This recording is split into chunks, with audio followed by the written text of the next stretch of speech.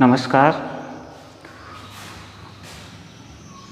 पिछले भाग में हमने पाठ 2 प्राणियों में पोषण पढ़ा था। आज हम प्राणियों में पोषण वाले पाठ के प्रश्न उत्तर कंप्लीट करते हैं। तो उसमें अपने पहला प्रश्न है, रिक्त स्थानों की पूर्ति कीजिए। रिक्त स्थानों की पूर्ति में पहले है मानव पोषण के मुख्य चरण हैं। तो मानव पोषण के मुख्य चरण हमने पढ़ा था मानव के पाचन तंत्र में कि जैसे मुख से भोजन ग्रहण करना, तो मुख से भोजन ग्रहण करने की क्रिया कहलाती है अंतःग्रहण। तो पोषण का पहला चरण हो गया अंतःग्रहण। दूसरा चरण होता है पाचन, मतलब कि हमने मुख से भोजन को ग्रहण किया, वो भोजन हमारे शरीर के अंदर गया, आमाशय के अंदर, आमाशय और छोटी आंत के अंदर उसका पाचन हुआ।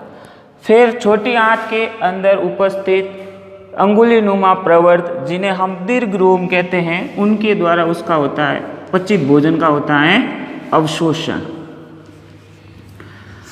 अब पचित भोजन के अवशोषण के बाद में वह अवशोषित पचित भोजन हमारे रक्त में मिलता है, जिसे हम कहते हैं स्वांगीकरण।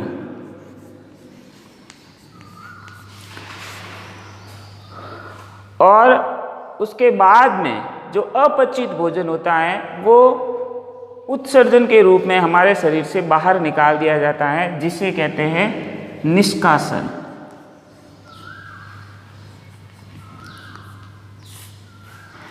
तो मानव पोषण के 5 चरण हो गए। पहला अंतःग्रहण, मतलब भोजन को ग्रहण करना। दूसरा पाचन, आमाशय, छोटी आंत और बड़ी आंत में उसका पाचन होना। तीसरा अवशोषण, छोटी आंत में उपस्थित दीर्घरोम के द्वारा पचित भोजन का अवशोषण करना। चौथा स्वांगीकरण, मतलब कि उस पचित भोजन को रुधिर में मिलाना। और छठा अपचित भोजन को शरीर से बाहर निकालना, निष्कासन। दूसरी खाली जगह है मानव शरीर की सबसे बड़ी ग्रंथि का नाम। तो मानव शरीर की सबसे बड़ी ग्रंथि है यकृत, जिसके द्वारा पित्त रस का स्राव होता है और यह पित्त रस पित्ताशय में जाकर एकत्रित होता है, जो वसा को वशीय अम्ल में तोड़ता है। उसके बाद में तीसरी खाली जगह है आमाशय में हाइड्रोक्लोरिक अम्ल एवं पाचक रस, जिसे जठर रस भी कहा जाता है, का स्राव करते हैं, जो भोजन पर क्रिया करता है। चौथी खाली जगह है सुदांत्र की आंतरिक भित्ति पर अंगुली के समान अनेक प्रवर्ध होते हैं, जो कहलाते हैं। तो शुद्रांत्र की आंतरिक भित्ति में अंगुलीनुमा जो प्रवर्ध होते हैं वो दीर्घरोम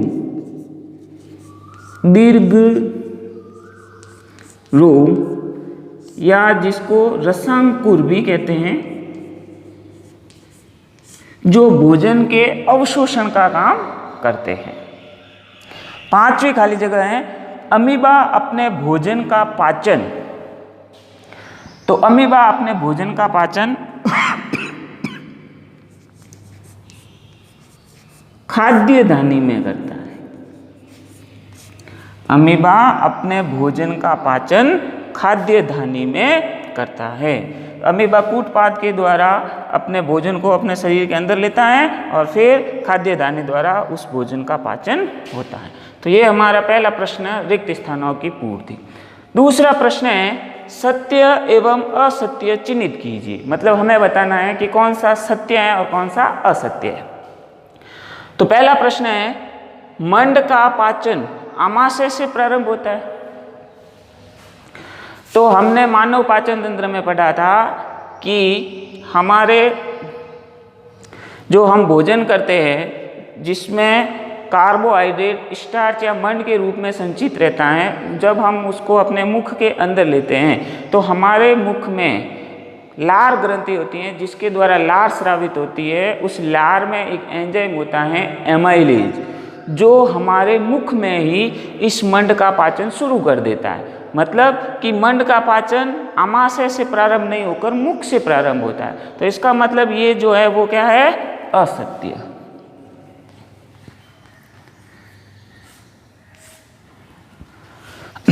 दूसरा है जीभ लाला ग्रंथि को भोजन के साथ मिलाने का काम करती है।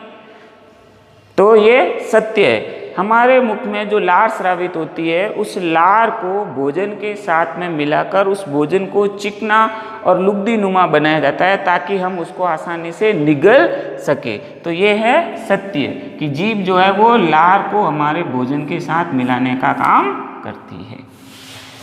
फिर तीसरा है पित्ताशय में पित्त रस अस्थायी रूप से भंडारित होता है।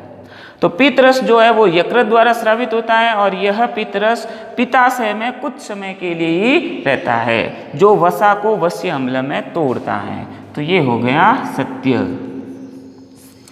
फिर है रूमिनेंट निगली हुई घास को अपने मुख में वापस लाकर धीरे धीरे चबाते हैं। तो यहाँ एक शब्द है रूमिनेंट। तो रूमिनेंट कौन होते हैं, तो वे जानवर जो भोजन को एक बार फटाफट खा लेते हैं और उसके बाद में आराम से बैठकर उस भोजन को वापस पिंडों के रूप में मुख में लाते हैं और फिर अच्छी तरीके से चबाकर मतलब जुगाली करके फिर वापस निगलते हैं। तो ये अपना हो जाता है सत्य कि रूमिनेंट मतलब जुगाली करने वाले जानवर घास को अपने मुख में वापस लाकर उसको धीरे धीरे चबाते हैं। तो ये हो गया सत्य। तो ये हो गए हमारे 2 प्रश्न। अगला प्रश्न,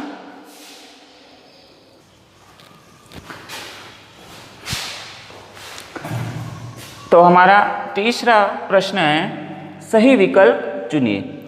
उसमें अपने पहला है वसा का पूर्ण रूपेण पाचन जिस अंग में होता है वह है।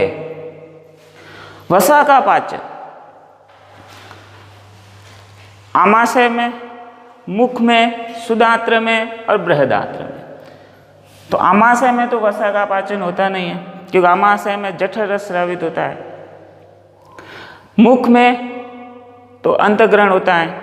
सुदात्र में यकृत से पीत रस आता है और यह पीत रस वसा का पाचन करता है। और बृहदात्र में वसा का पाचन होता नहीं है। तो अपने सही विकल्प राइट हो जाता है स, शुद्धात्र में वसा का पाचन होता है। फिर है जल का अवशोषण मुख्यतः जिस अंग द्वारा होता है वह है। तो हमने देखा था कि जो बड़ी आंत है उसमें जल और कुछ खनिज लवणों का अवशोषण होता है। तो इसमें हो जाएगा द, बृहदात्र बड़ी आंत में जल का अवशोषण होता है। तो पहला प्रश्न सही विकल्प में वसा का पूर्ण रूपेण पाचन किस में होता है, सुदात्र छोटी आंत में। और जल का अवशोषण मुख्यतः जिस अंग द्वारा होता है वह है बृहदात्र बड़ी आंत। अब अगला प्रश्न,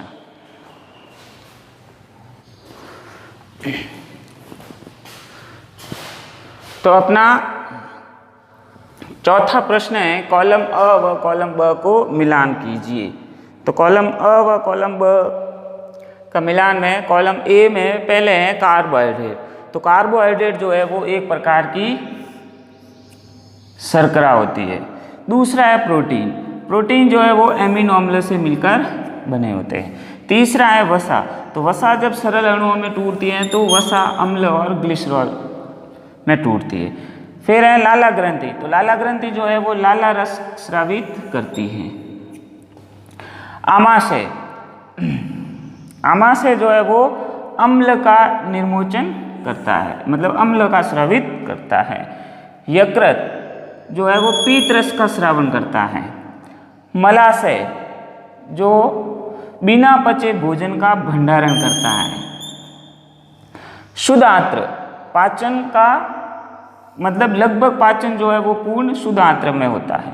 बृहदात्र यह जल का अवशोषण करती है।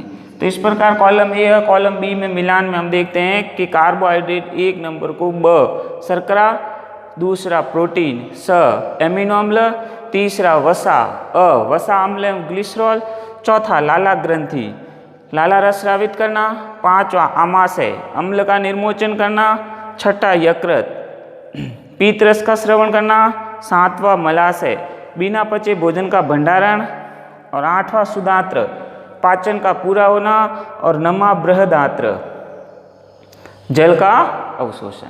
तो इस प्रकार ये अपने प्रश्न हो गया 4। कॉलम ए और कॉलम बी को मिलान करना।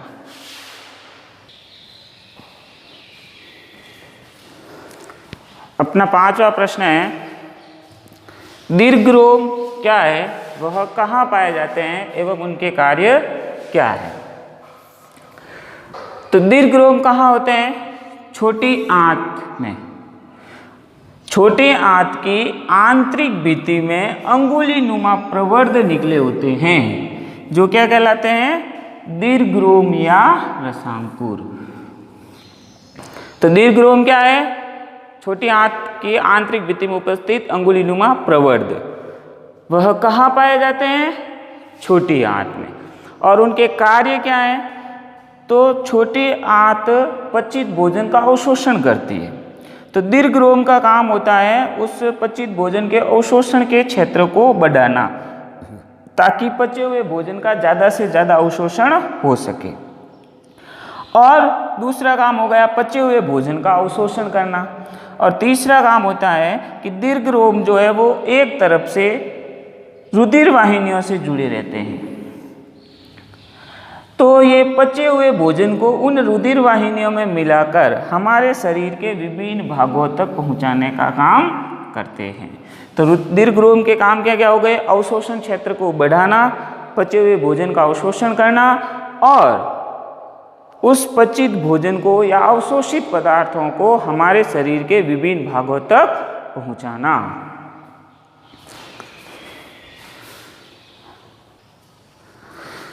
तो हमारा अगला प्रश्न है 6, पित्तरस कहाँ निर्मित होता है? यह भोजन के किस घटक के पाचन में सहायता करता है? तो पित्तरस कहाँ निर्मित होता है? तो पित्तरस जो है वो यकृत के द्वारा निर्मित होता है, जो पित्ताशय में संग्रहित रहता है। यकृत ग्रंथि द्वारा स्रावित और पित्ताशय में संग्रहित रहता है। और यह भोजन के किस घटक के पाचन में सहायता करता है? तो जो पित्तरस है वो वसा को वश्य अम्ल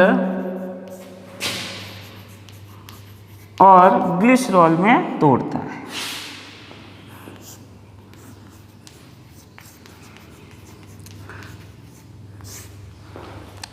पित्तरस वसा को वश्य अम्ल और ग्लिसरॉल में तोड़ता है। मतलब यह वसा का इमल्सीकरण, मतलब वसा के पाचन में सहायता करता है।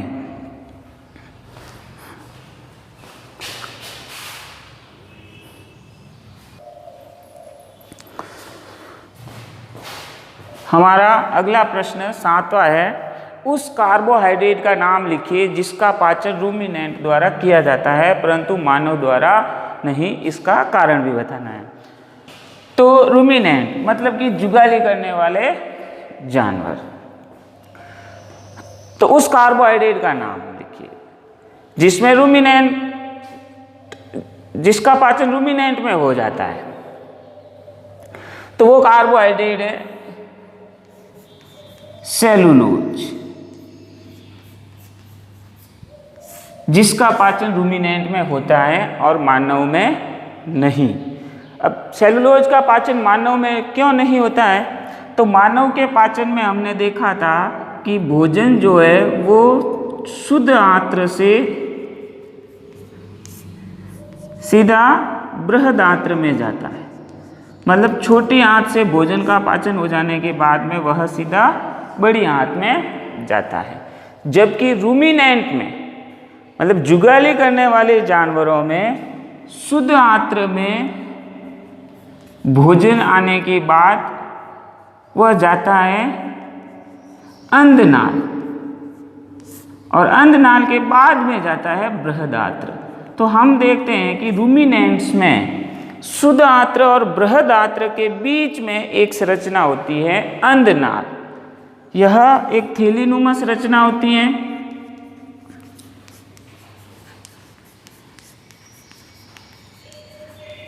जिसमें कुछ जीवाणु होते हैं और ये जीवाणु जो है वो सेलुलोज का पाचन कर लेते हैं। तो हम देखते हैं कि रूमिनेंट्स में शुद्ध आंत्र और बृहद आंत्र के बीच एक थैलीनुमा संरचना अंधनाल होती है जिसमें जीवाणुओं द्वारा सेलुलोज का पाचन होता है, जबकि हमारे अंदर मतलब मानव में शुद्ध आंत्र और बृहद आंत्र के बीच में ये थैलीनुमा संरचना अंधनाल नहीं होती है।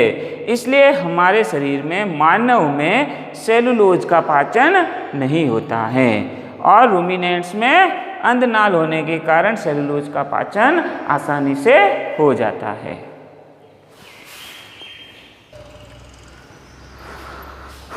तो हमारा अगला 8वां प्रश्न है, क्या कारण है कि हमें ग्लूकोज से ऊर्जा तुरंत प्राप्त होती है? ग्लूकोज से ऊर्जा तुरंत प्राप्त हो जाती है। तो हम देखते हैं कि ग्लूकोज जो है वो कार्बोहाइड्रेट का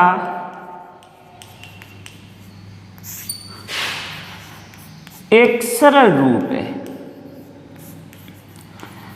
जिसको सरलता से मतलब आसानी से तोड़ा जा सकता है। तो जब ये आसानी से तोड़ा जा सकेगा तो इससे ऊर्जा भी तुरंत निकलेगी।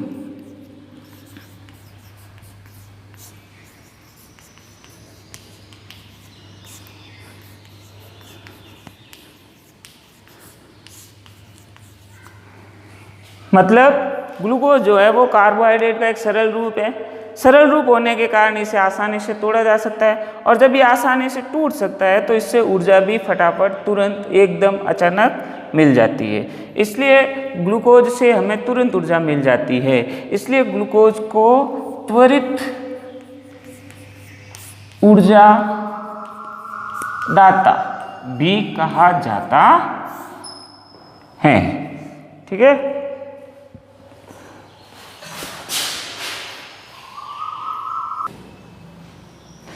तो हमारा अगला प्रश्न 9वां प्रश्न है, आहार नाल के कौन से भाग द्वारा निम्न क्रियाएं संपादित होती है? उसमें पहले है पचे भोजन का अवशोषण। तो हमारे आहार नाल के कौन से भाग में पचे हुए भोजन का अवशोषण होता है? तो छोटी आंत।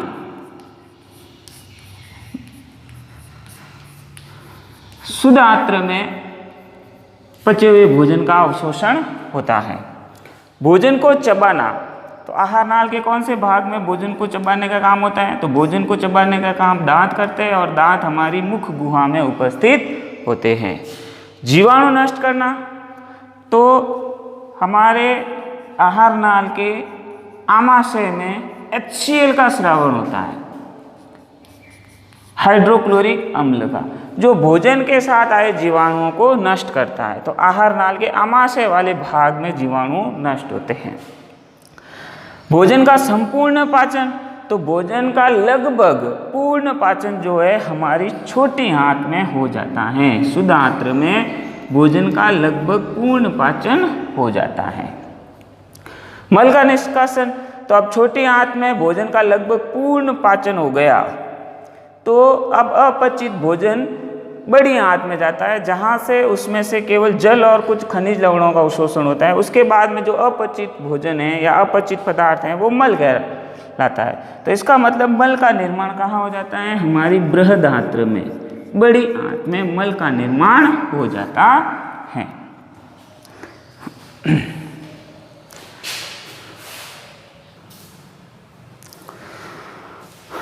तो हमारा अगला प्रश्न 10वां है, मानव एवं अमीबा के पोषण में कोई एक समानता और एक अंतर लिखिए। अब मानव जो है वो एक बहुकोशिकीय जीव है जिसमें पाचन तंत्र होता है, जबकि अमीबा एक कोशिकीय जीव में जिसमें किसी प्रकार का पाचन तंत्र नहीं होता है। उसके पोषण में एक समानता बतानी और एक अंतर बताना। तो समानता तो ये हो जाती है कि मानव में भी भोजन का पाचन पाचक रसों द्वारा होता है और अमीबा में भी भोजन का पाचन पाचक रसों द्वारा होता है। तो समानता तो ये हो गई कि दोनों में ही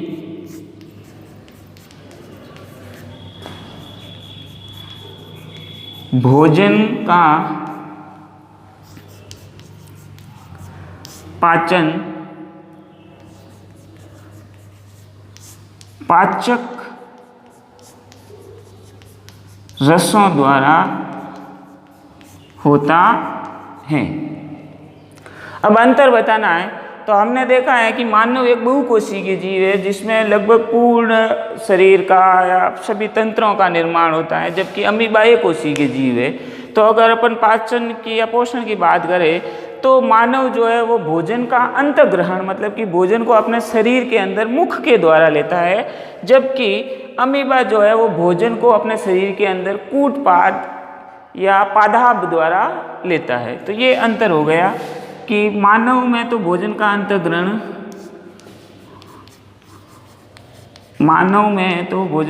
अंतग्रहण या अंतग्रहण किसके द्वारा हो गया? मुख द्वारा, जबकि अमीबा में अंतग्रहण किसके द्वारा होता है? और अमीबा में अंतग्रहण हो गया पादाभ द्वारा। तो ये हो गया अंतर और ये समानता तो दोनों में ही पाचन पाचक रसों द्वारा होता है, और अंतर में मानव में अंतग्रहण मुख द्वारा और अमीबा में अंतग्रहण पादाभ द्वारा होता है।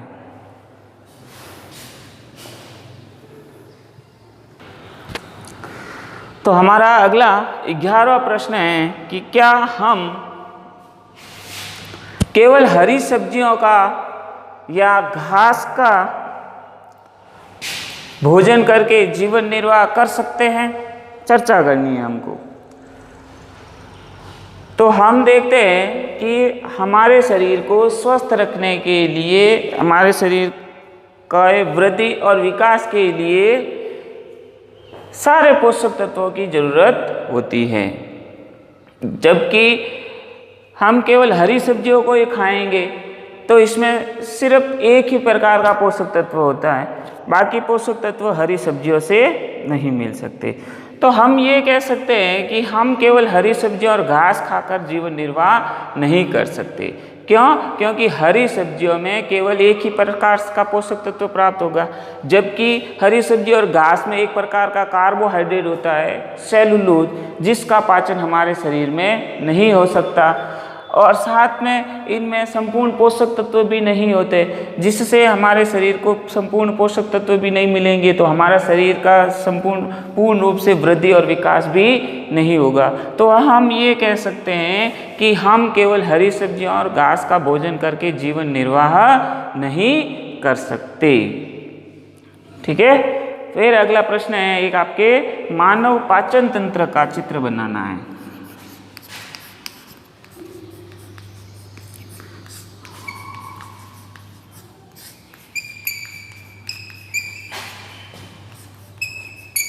तो जब हमने पाठ पूरा किया था तब हमने मानव पाचन तंत्र का एक नामांकित चित्र बनाया है, वही वापस बनाना है मानव पाचन तंत्र का नामांकित चित्र। तो इस प्रकार हम देखते हैं कि हमारे पाठ 2 प्राणियों में पोषण के अभ्यास प्रश्न पूर्ण हो जाते हैं।